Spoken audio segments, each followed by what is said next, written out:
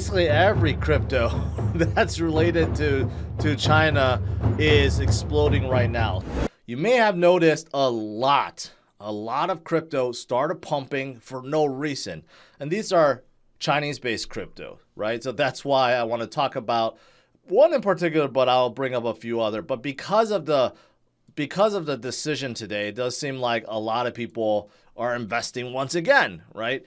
Even though China themselves have blocked citizens from buying Bitcoin and crypto, right? But that may be changing. There's talks about regulations happening, right? Hong Kong is still open to crypto. So there's a lot of people very ambitious about some of these projects, these crypto projects that do exist in China. They're not banned. It's just right now citizens can't really buy, but you know that's going to change. China really caters to their own, and they would love to see their citizens invest in their own companies, own crypto companies, right, rather than companies from outside of China. So today, let's take a look at a few. The first one I want to look at, I thought I had it up, but I don't. It's Conflux. And you could see they are up a staggering 52%. And now a market cap close to $1 billion, 700 million, right? And I didn't know this about Conflux, okay? I did notice them on CMC before. But they are the only regulatory compliant, public and permissionless blockchain in China. So out of all the other chains that operate in China, they are the only regulatory compliant one. Interesting. I don't know what that means exactly. Well, I do, but I don't know from which department, because you do have several other projects that are operating out of China. Somehow they're not regulatory compliant, but that's a huge endorsement, okay? We gotta give them that. A lot of people call Conflux the Matic of China, okay? Matic, Polygon is out of India, right? So the equivalency in China would be Conflux because they're the only regulatory compliant one. I'll have to look into that, but there are other projects that are operating in China, so I don't know how they're regulating without being compliant, but Conflux is, and they are layer one. They are their own network, okay? Just like some of these others that you guys know of, like Cardano or Solana or Avalanche, right? Or Polygon or Phantom, all these other guys, right? They're kind of their own chain. That's what Conflux is. And there's a couple impressive things, really impressive things that I noticed. Number one is, first of all, China Telecom, which is the second largest wireless carrier in China. And keep in mind, the second largest wireless carrier has more subscribers than the population of US alone. So they are bigger than AT&T, Verizon, T-Mobile, Sprint all combined. That's how large they are, and they're just the second largest, not the largest carrier. But they have partnered up with Conflux to develop a blockchain-enabled SIM cards, BSIMs. Interesting. I wonder how that's going to work. But that is an absolutely enormous partnership, okay?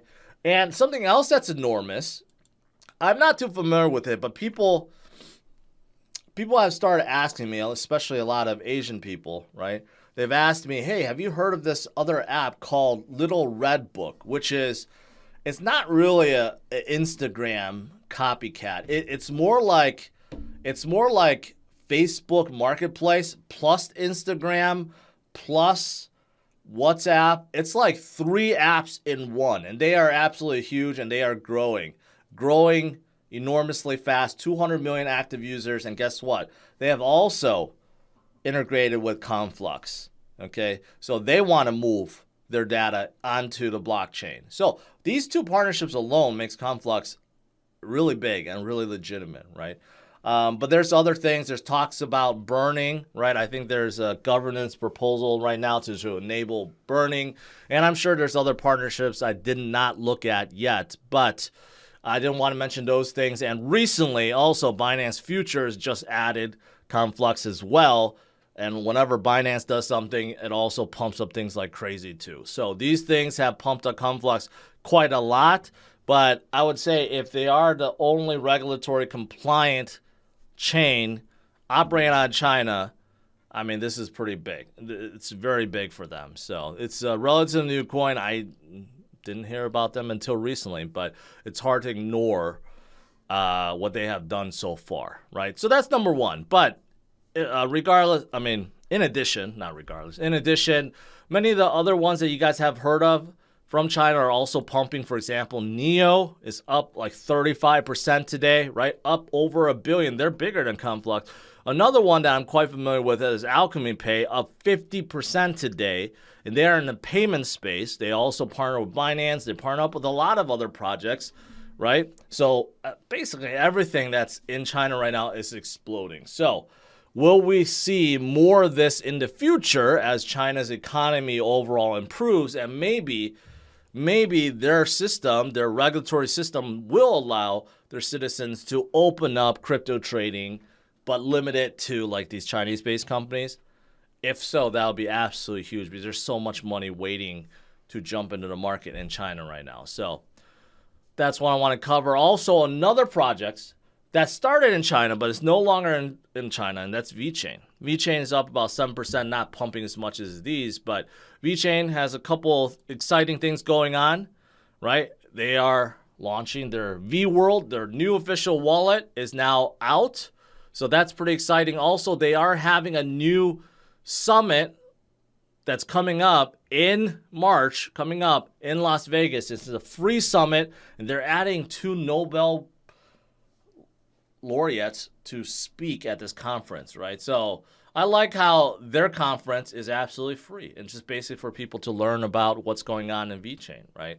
So that's fantastic. And plus, they still have that huge UFC, partnership going on. You see UFC, you see VeChain all over the place, right?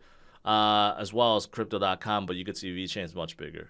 So they do have that as well. They're trying to drive more adoption in the U.S., in the West, right? And they've moved their headquarters outside of China. So I believe they're in Malta now. They're headquartered in Malta, really targeting the West at this point, right? And I do believe they will do fantastic in the future.